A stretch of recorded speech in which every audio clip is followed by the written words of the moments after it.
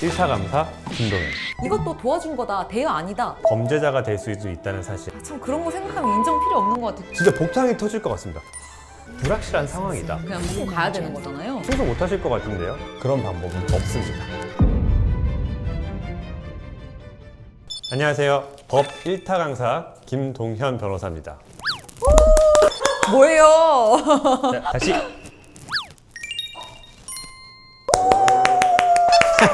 여러분, 돈을 빌려주고 범죄자가 될 수도 있다는 사실 알고 계셨나요? 오늘은 돈 빌려주고 억울한 일 겪지 않도록 제가 대여금 계약에 대해서 싹 다 알려드릴게요. 근데 동현 변호사님, 이거 글씨가 왜 이렇게 일치월장한 거예요? 아, 이거요? 네. 아, 원래 그때 내가 알던 그 글씨체가 아닌데? 저희 엄마가 저 영상을 보고는 저한테 그러더라고요. 너 글씨 연습 좀 해야겠다.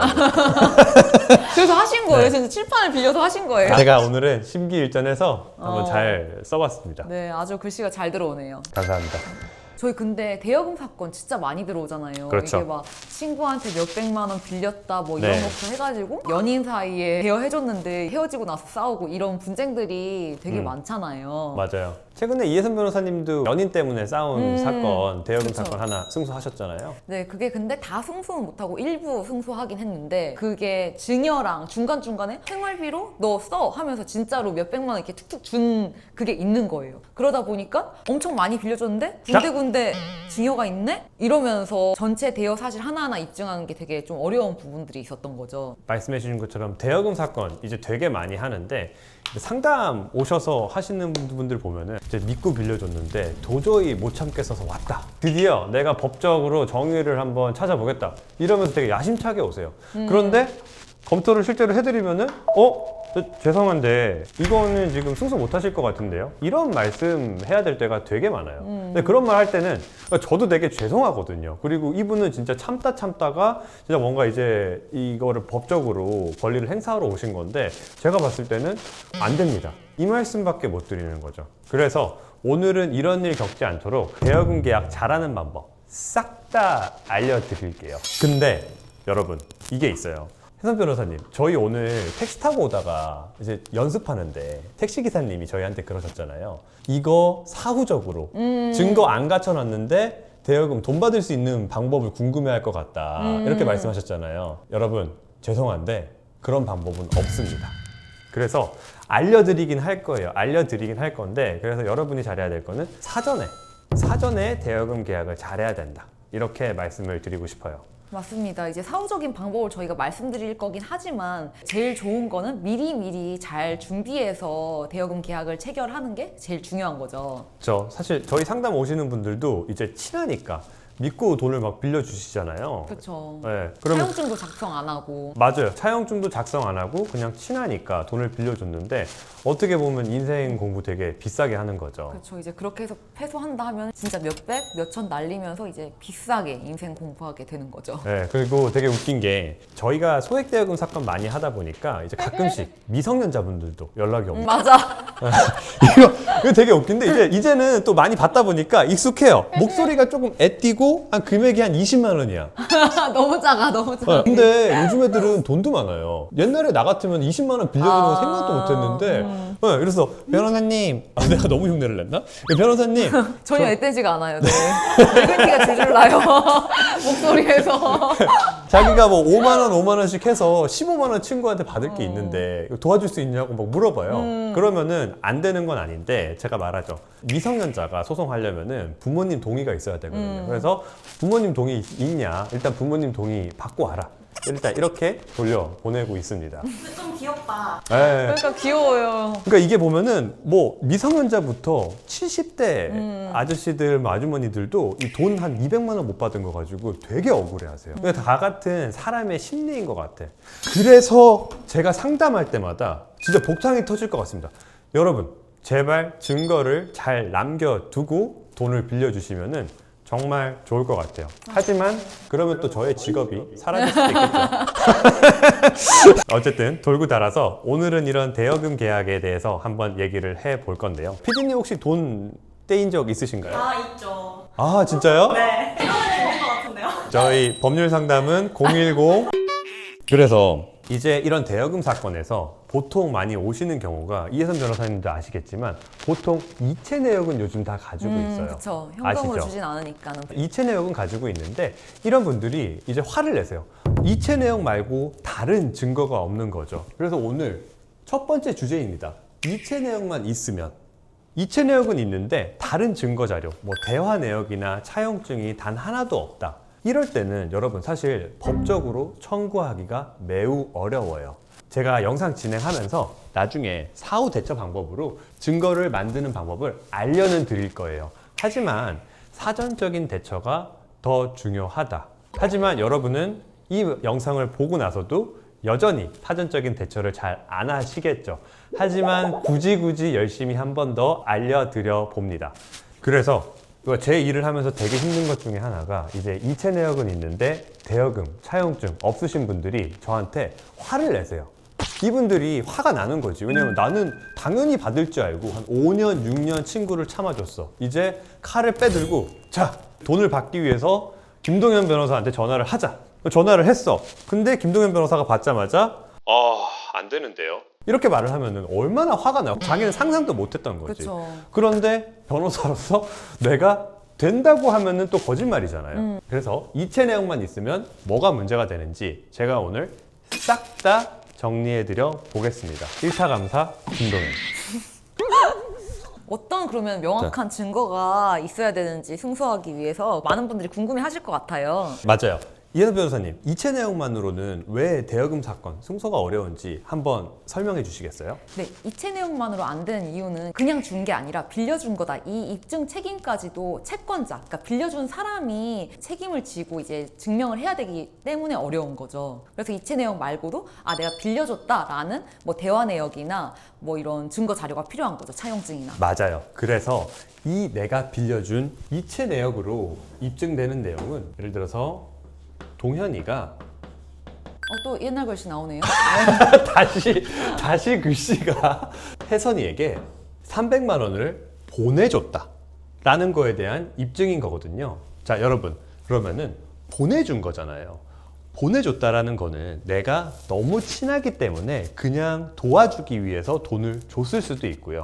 아니면은 내가 지금 돈을 빌려줄 테니까 너가 나중에 갚아라 라고 하고 빌려줬을 수도 있어요. 그러면 이제 이혜선 변호사님이 말씀을 잘 해주셨는데 이제 동현이가 혜선이에게 돈을 못 받아서 소송을 하고 싶어요.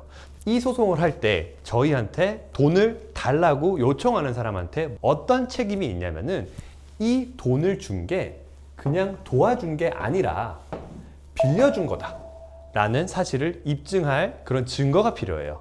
그럼 제가 방금 전에 말씀드린 것과 같이 이체 내역은 뭐예요? 돈을 보내준 내역이에요, 여러분. 자, 그런데 내가 빌려줬다라는 걸 입증하려면은 어떤 게 필요해요?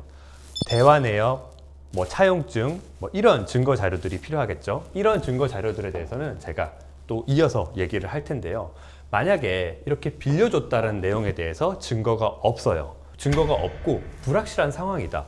그러면은 상대방이 어떻게 나오냐면 혜선이가 말을 하는 거예요. 판사님, 이 동현이가 제출한 증거들을 봤는데 동현이가 혜선이한테 빌려줬다라는 증거가 아무것도 없는데요? 이체 내역 이거는 둘이 워낙 친하니까 그냥 도와준 거예요. 이렇게 주장을 하거든요. 아까 이혜선 변호사님, 그래서 최근에 이런 사건 또 일부 승소 하신 사건 있으시잖아요. 네네네. 그래서 이게 돈은 진짜 많이 보내줬어요. 이체 내역은 굉장히 많지만 상대방은 다 증여라고 주장을 하면서 실제로 증여가 이제 몇 건이 있었거든요. 진짜 생활비로 써 하면서 툭툭 준 돈이 있으니까는 그 뒤에 이제 우리 의뢰인이 이거는 이체한 거는 대여라고 주장을 하지만 상대방은 아니다. 그 전에 너가 보내준 그 증여처럼 이것도 도와준 거다. 대여 아니다. 라고 주장을 하는데 우리 입장에서는 대여인지 아닌지 이게 이체 내역만 있고 차용증이나 대화 내역이 없기 때문에 굉장히 그 부분이 어려웠죠. 정황상 증거를 막 주장해야 되고 이러다 보니까. 그래서 말한 것처럼 저 사건도 되게 많은 주장이 필요했던 사건인데 이혜선 변호사님이 말씀해 주신 상황에 일정한 조건들이 있는데요. 예를 들어서 내가 빌려준 돈이 한 300만 원이 넘어가. 그리고 증거가 부족해. 이런 경우에는 상대방이 뭐라고 하냐면은 그냥 줬다라는 주장을 합니다. 사실 이런 경우에는 승소하기가 매우 힘들어요. 결론적으로 말씀드리면 돈을 빌려주고 이체 내역밖에 없으면 그 사건 승소하기 매우 어렵습니다. 그럼 이 필요한 증거에 대해서 좀 더 구체적으로 설명을 해주시면 좋을 것 같습니다. 그럼 이제 어떤 증거가 필요할 것 같냐고 말씀을 해주셨는데 사실 여러분 마음은 다 알겠어요. 친한 친구 사이에 돈을 빌려주는데 뭐 이렇게 차용증이나 이렇게 뭐 증거를 남기는 게 좀 힘들 수도 있어요. 근데 제가 또 의아한 거는 왜 이렇게 다들 돈을 잘 빌려주시는 거예요? 피디님, 그 돈을 근데 상대방한테 왜 빌려주신 거예요? 진짜로? 친한 친구끼리 사실 좀 네. 얘기하기가 뭔가 미안해. 맞아. 친한 친구가 이제 나 돈 한 200만 원만 빌려줘. 정말 생활비가 없는데 너무 힘들어. 그리고 사정 좋아지면 갚을게. 근데 여기서 문제가 뭐냐면은 요즘은 저희가 뭐 인스타나 이런 걸 통해서 이 사람이 해외여행 가는지 막 이런 걸 다 보잖아요. 사정이 안 좋았어. 그래서 그래 좋은 마음으로 빌려줬으니까 사정 좋아지면 갚겠지 했는데 내 돈을 아직 안 갚았는데 얘가 해외여행을 가 있어. 사실 이제 의뢰인분들이 이런 걸 보면서 되게 화가 나시는 것 같아요. 그 마음은 너무 이해를 하는데 그렇기 때문에 나중에 화가 나지 않도록 어떻게 하면 슬기롭게 증거를 챙길 수 있는지 알려드리겠습니다. 피디님 잘 들으세요. 대화 내역이라고 쓰셨는데 보시는 시청자분들은 궁금하실 것 같아요. 어떤 대화 내역이 필요한 건지. 이제 친구들한테 돈 빌려줄 때 사실 증거 남기기 힘들잖아요.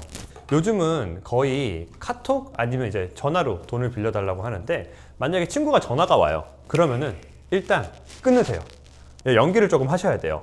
나 지금 좀 바쁜데 야야 그러면은 카톡으로 해. 카톡 끊는다. 여러분 이렇게 연기 연기를 잘하시는데요? 연기를 좀 하셔야 돼요. 연기를 해서 카톡으로 대화를 하시고 카톡으로 뭐 어떤 대화를 하셔야 되냐 되게 간단합니다. 얼마? 그래 그러면은 너 300만 원이 필요한 거지? 라고 해서 금액을 정확하게 명시를 해두고요. 그러면 너 언제까지 갚을 수 있어? 이렇게 대화를 남기면 친구가 뭐라고 답변을 합니까? 내가 그거 3달 안에 갚을게. 내가 사정이 좋아지자마자 갚을게. 상대방이 이렇게 갚는다라는 답변을 받아서 남겨놓으시면 상황 끝입니다. 전화로도 저렇게 남길 수 있을 것 같은데 카톡으로 굳이 해야 되는 이유가 뭐예요? 여러분, 일단 카톡, 문자 상관없이 이렇게 뭔가 텍스트로 돼 있는 형태로 좀 남겨주시면 되고요. 전화가 안 되는 이유는 이제 저희 의뢰인분들이 자기는 확실하게 증거가 있다라면서 이제 녹음 파일을 보내주세요. 그런데 사실 사람이 말을 하면서 내가 어떤 말을 확실하게 했는지 사실 알기가 좀 어렵잖아요. 그래서 그런 자료들 들어보면은 300, 그래 괜찮지 알겠어 그래 고맙다 이렇게 말을 하고 끊는 경우가 되게 많아요. 그렇기 때문에 전화로 말을 했을 때는 좀 증거가 불확실할 수 있다. 이렇게 말씀드릴 수 있을 것 같습니다. 그래서 여러분 여기서 중요한 거는 이체 내역이 있고 더해서 이런 내가 금액이 언급돼 있고 갚을게 라는 대화가 있는 대화 내역이 있으면은 소송하시면 100% 승소하신다고 보셔도 무방합니다. 여기서 심화 버전. 자, 오늘은 여러분이 빌려준 돈 받으실 수 있도록 그런 취지의 강의니까 제가 굳이 심화 버전으로 또 알려드릴게요. 저희가 돈을 빌릴 때 보통은 계좌 이체를 합니다. 그런데 돈을 빌릴 때 보면 가끔 자기 계좌가 아닌데 이 계좌로 돈을 빌려줘 라고 하는 경우가 있어요.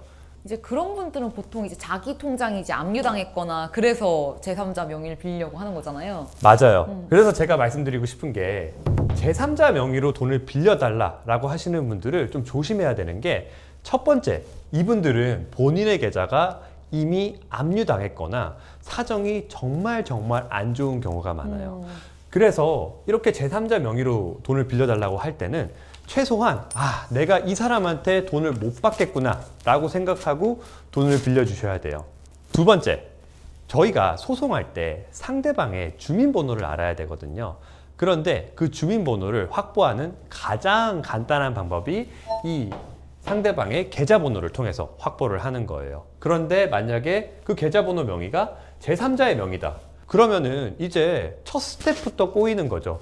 내가 소송을 하고 싶은데 법원에 내 돈을 빌려간 상대방이 누군지 특정하지 못하는 거예요. 이렇게 되면은 저희가 핸드폰 번호를 통해서 이 사람이 누군지 이제 사실조회라고 하거든요. 이 사람이 누군지 주민번호 파악을 들어가야 되는데 여러분 보세요. 저희가 핸드폰 번호만으로 이 핸드폰 번호가 그 사람의 핸드폰 번호인지 알 수 있나요? 알 수 없죠. 맞아요. 그런데 계좌번호는 뭐예요? 저희가 계좌번호를 쳐고 은행을 치는 순간 이 사람의 명의의 계좌인지 아닌지 알 수가 있습니다. 그렇기 때문에 계좌번호를 모르고 핸드폰 번호만 알고 있다. 그러면은 이 사람한테 소송을 했는데 만약에 이 핸드폰 번호가 이 사람 명의가 아니야. 그러면은 소송이 중단될 수도 있는 거예요. 네, 맞아요. 그리고 또 뭐 핸드폰이 이제 그 사람 명의라고 하더라도 우리가 통신사를 모르면은 또 조회가 굉장히 복잡해지잖아요. 맞아요. 핸드폰 번호의 경우에는 요즘은 알뜰폰 기관이 너무 많아서 거의 한 13개 정도의 기관에 사실조회를 해야 될 수 있어요. 그렇기 때문에 소송하기 전에 벌써 진 다 빠지고 시작하게 되는 거죠. 아, 진짜 계좌번호로 하는 게 제일 직방이네요. 상대방 급여 맞습니다. 계좌로. 근데 궁금한 점이 있는데 그러면 카카오페이로 보내는 거는 어때요? 이거 의뢰인분들이 제일 궁금해하세요. 나 카카오페이만 있으면 어떻게? 이거는 내가 상대방 인적 정보를 알고 있는 거냐? 이거 되게 많이 물어보시는데 카카오페이를 줄여서 제가 카페라고 썼어요. 카카오페이를 알고 있으면 이게 어디에 연동이 되어 있는지 아세요? 이 카카오페이는 이 계좌에 연동이 되어 있습니다. 그렇기 때문에 사실상 계좌번호를 아는 것과 마찬가지예요. 다만 한 단계가 더 생기겠죠. 우리가 먼저 이 카카오페이한테 이 카카오페이에 연동되어 있는 계좌번호가 뭔지 알려줘 라고 한번 물어보고 그 다음에 이 계좌번호를 토대로 이 계좌번호의 주인의 주민번호를 알려줘. 이렇게 원 스텝, 투 스텝이면은 인적사항 확보가 끝나는 겁니다. 그래서 여러분 정리하자면은 복잡하게 생각하실 필요 없이 돈 빌려줄 때 다른 사람의 계좌번호 말고 그 사람의 계좌번호 알고 있으면 된다. 이렇게만 기억하시면 돼요. 주민번호도 알 필요 없는 거죠. 주민번호 알고 있으면 너무 좋죠. 안 그래도 지금 그 얘기 딱 하려던 찰나였습니다. 무슨 말이냐면은 저희가 이 차용증을 작성을 해요. 이걸 좀 지우고 할게요. 잠시만요. 피디님도 경험이 있죠. 오늘 이 나이면 다 누구나 있죠, 그죠? 오늘 약간 동네 법률 상담 시간인가요? 네, 진짜로 되게 웃긴 게 초등학생들도 온다니까요. 신기하다. 네. 조금 모았더니 친구가 홀랑 들고 튀면 얼마나 열받겠어요. 빌려줘봤자 한 네. 1, 2만 원? 그러니까. 저 중학교 때 제 용돈이 한 달에 10만 원이었거든요. 근데 그것도 많은 편, 저보다 더 많은 친구들도 있었지만 근데 어떻게 10만 원씩 용돈 받아서 30만 원을 빌려줘. 그러니까 이제 소송까지 하려고 하는 거죠. 이제 열받아서. 아, 그래서 소송하는 거구나. 그래, 돈 빌려주고 못 받으면 화나지. 근데 차용증 있으면 되는 거 아니에요? 맞아요. 그렇게 생각하시는 분들이 많고 이제 사실 차용증 있으면 다 끝난다 라고 생각하시는 분들이 많은데 그게 반은 맞고 반은 틀린 얘기입니다. 사실 이게 경험에서 우러나오는 얘기인데 제대로 쓰시는 분들도 많지만 간혹 차용증을 제대로 작성하지 않는 분들도 꽤 있어요. 그게 무슨 얘기냐면은 저희가 차용증 아니. 네. 저기도 대충인 것 같은데요. 여러분, 자, 우리 본질에 집중을 해야 되니까 자, 이 차용증에는 뭐가 들어가나요? 빌려준 돈, 빌려주는 사람. 네, 그리고 31일까지 갚음 이렇게 대여일, 쓰고 뭐 변제기일. 네, 그리고 이 밑에 부분에 보통 뭐가 들어가냐면은 빌려준 사람, 빌린 사람 이렇게 하고 이 옆에 뭐를 합니까? 김동현이 서명을 하죠. 그리고 이 땡땡이 서명을 합니다. 첫 번째로 이 서명을 안 하고 그냥 이 차용증만 들고 계신 분들이 되게 많아요. 이러면은 효력이 있나요? 효력이 없죠. 서명을 해야 되는데 가필이나 어쨌든 도장으로. 맞습니다. 이런 문서에는 본인의 서명이 들어가 있어야지 이 내용이 내가 책임지기로 한 그 내용이 맞다라는 게 인정이 되거든요. 그런데 이런 서명 없이 차용증만 있다. 이거는 올바르게 차용증을 작성한 게 아니에요. 그리고 제가 보면서 정말 이렇게 좀 복창이 터지는 사건들이 뭐냐면은 빌려준 사람의 돈은 내가 빌려줬는데 빌린 사람의 이름을 쓰는 경우가 있어요. 사실 이게 생각보다 이렇게 들고 오시는 분들이 꽤 있어요. 그러면 그러면 아예 효력이 없어지는 거예요? 이제 그럴 때는 복잡해지는 거죠. 정말 쉽게 갈 수 있는 거를 여기에 빌려준 사람이 내가 아니라 빌린 사람이 땡땡 돼 있고 서명이 되어 있어. 너무 말이 안 돼. 아, 그러면은 이제 이거 보면은 힘 빠지는 거죠. 의뢰인은 되게 당당하게, 아, 저 차용증 있어요? 하고 증거를 줬는데, 차용증이 있구나? 하고 봤어요. 그런데 빌려준 사람의 빌린 사람이 서명이 되어 있어. 이제 그때부터 이제 머리가 조금 저는 하얘지는 거죠. 그러면은 이걸 뒤집기 위해서 정말 많은 증거들이 필요해지게 됩니다. 그래서 여러분 되게 간단해요. 차용증 쓸 때 금액 쓰고 언제까지 갚는지 쓰고 빌려준 사람의 김땡땡, 빌린 사람의 이땡땡 하고 서명까지 마치시면 됩니다. 제가 이 간단한 거를 굳이 이렇게까지 설명하는 거는 다 이유가 있겠죠. 여러분 경험에서 우러나오는 이야기입니다. 그리고 여러분 차용증 쓰실 때 보통 뭘 작성하나요? 김동현 하고 주민번호 같은 인적사항을 기재하죠. 제가 앞에 여러분 뭐라고 했어요? 이체 내역. 그러니까 이체를 하면은 계좌번호가 있고 계좌번호를 통해서 사실조회를 해서 주민번호를 파악한다라고 했죠. 주민번호가 있으면 어때요? 이런 계좌번호 같은 정보를 알 필요도 없겠죠. 그냥 바로 소송이 진행되는 거예요. 그런데 여러분 이 차용증을 써놓고 주민번호를 적는데 주민번호에 1 하고는 XXXXX 이거 제 번호를 숨긴 게 아니라 실제로 이 개인정보를 보호해 주겠다고 뒷번호를 안 적는 사람들이 너무 많아요. 저도 그럴 것 같아요. 그렇지 않아요?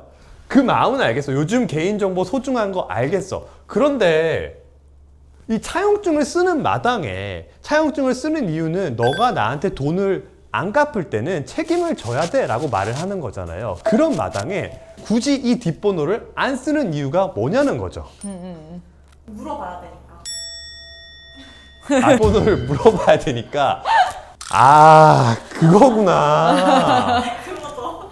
그래서 그것까지 이해했습니다. 돈을 빌려주지만 또 그거 네. 묻긴 좀 미안해서. 여러분 우리 이렇게 하시죠. 인정이 있으니까 주민번호는 그래 없어도 돼. 대신에 상대방 명의의 계좌번호만 확보해 두는 걸로. 만약에 미안하신 분들은 그렇게 하시는 걸로 저희 절충하면 되겠습니다. 하지만 제일 최선은 그래도 웬만하면 차용증에 주민등록번호 뒷번호까지 가져가자 이건 거네요. 맞아요. 정말. 왜냐면 주민번호 있다라고 들으면 저도 신나니까 소송 그냥 하면 되겠구나 라고 했는데 주민번호 모르는 거죠. 절차가 너무 복잡해지나요?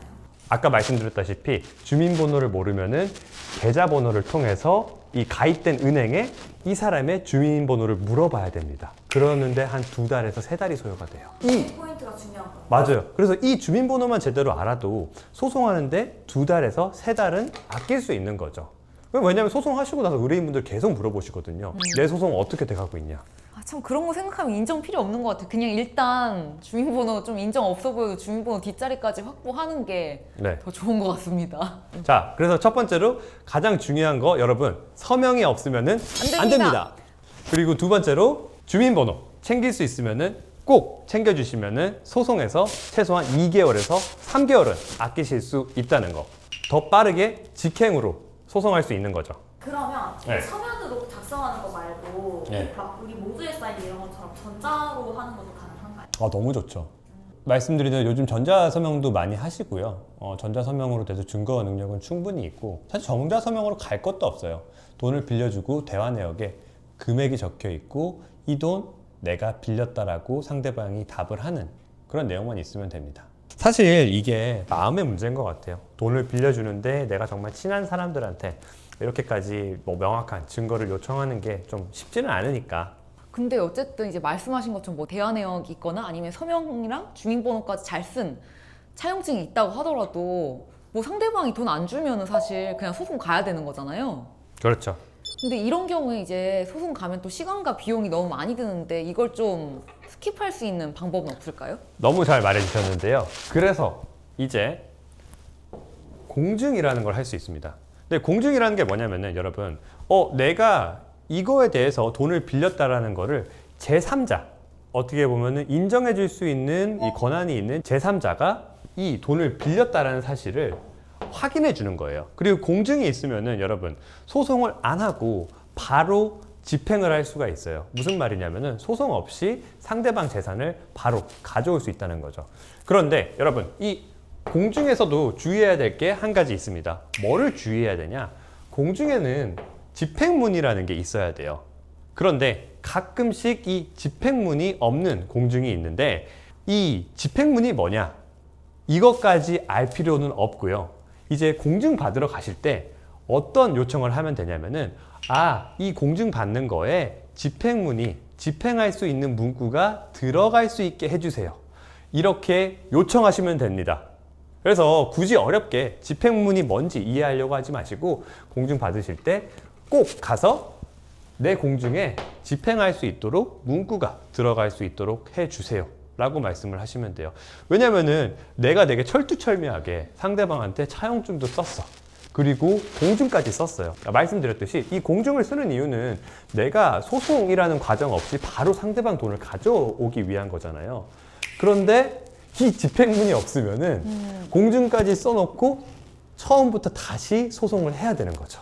그러니까 이거 하나가 정말 차이가 크네요. 네, 그러니까 결국에 공증 비용만 날리게 되는 겁니다.